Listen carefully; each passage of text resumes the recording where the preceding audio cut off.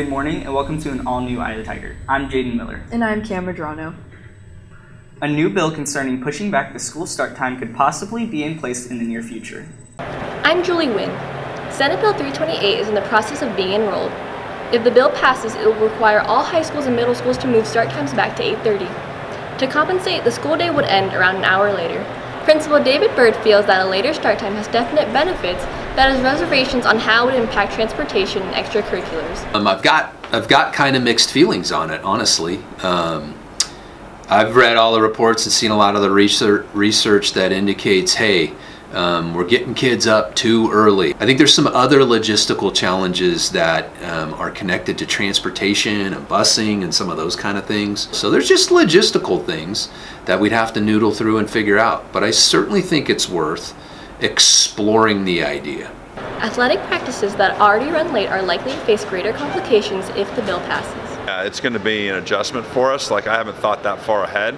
But yeah, obviously with school getting out at 3 or 3:30, and if we still want 2-hour practices and there's 6 teams and 2 gyms, we're going to be practicing past 9 o'clock. I mean, you either do homework like after school or before school, and it's kind of tough to do it when you have to wake up at like 6:30 in the morning. So I'd have more time in the morning to do homework, but I'd rather have time at night after sports to like get it all done. I would like to have school start later because I'd get more sleep, but it would affect me in doing sports and I'd have to stay longer at school to do all my like polo or soccer. Wellness Center counselor Honey Mae Fuentes believes that students need more sleep to make it through the stresses of school. Mental health is connected to everything, physical health, you know. Everyone has a busy schedule, especially with when you have classes and sports going on, different clubs. I think just starting later will help everyone.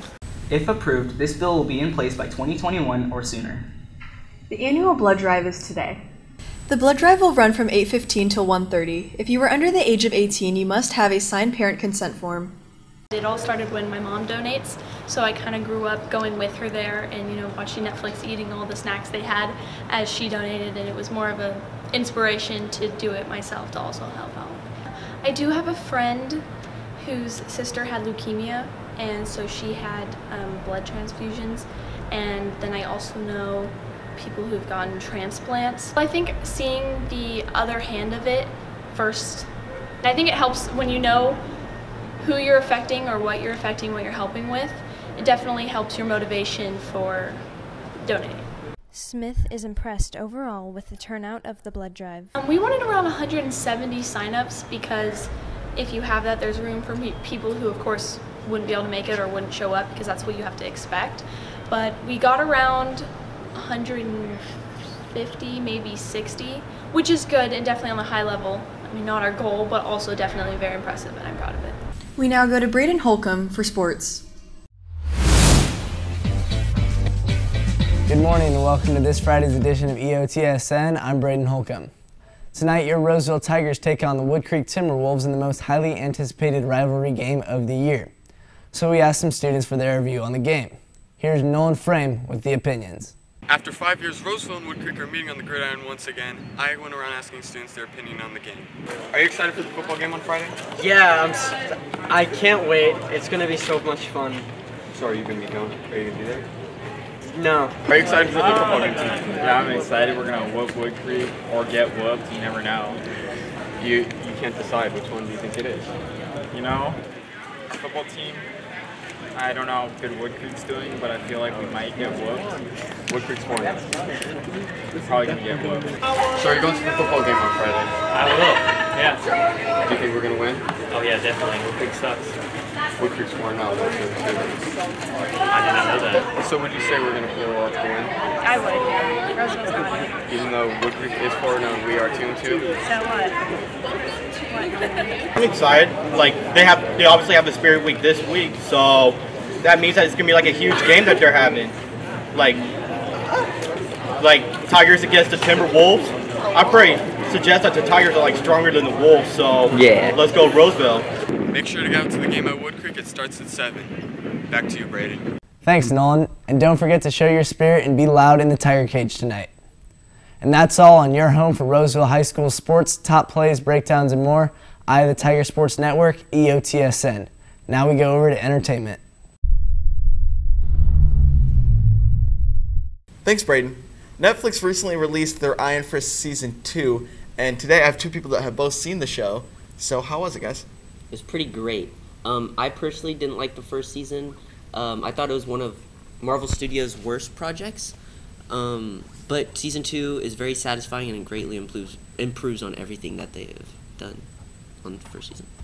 I've always been a huge fan of Iron Fist and everything that this show has done and how they've evolved his character, but I gotta agree second season really took it up a notch on how they evolved all the characters, and they went more in depth on a lot of different stuff that everyone wanted to see, and I think they just stepped up their game and really just laid out a smash hit season. See, yeah, I can agree with both of you to an extent. I was a huge fan of Season 1. Season 2, it definitely continues the story after Danny Rand, after the events of the Defenders. It kind of goes off track about what they did in Season 1, but towards the end it starts to get back on track and go deeper into the mythology and the backstory on that. After seeing the events of the Defenders, if you've watched through it, if you've seen what's happened, you're going to really understand what happens, because a lot of Iron Fist Season 2 is based off the events of something that happened in Defenders 2. And you just got to make sure that you watch them in chronological order, and once you get all of it down and you start watching Iron Fist Season 2, you're going to be in for a good treat. You have not been home in days.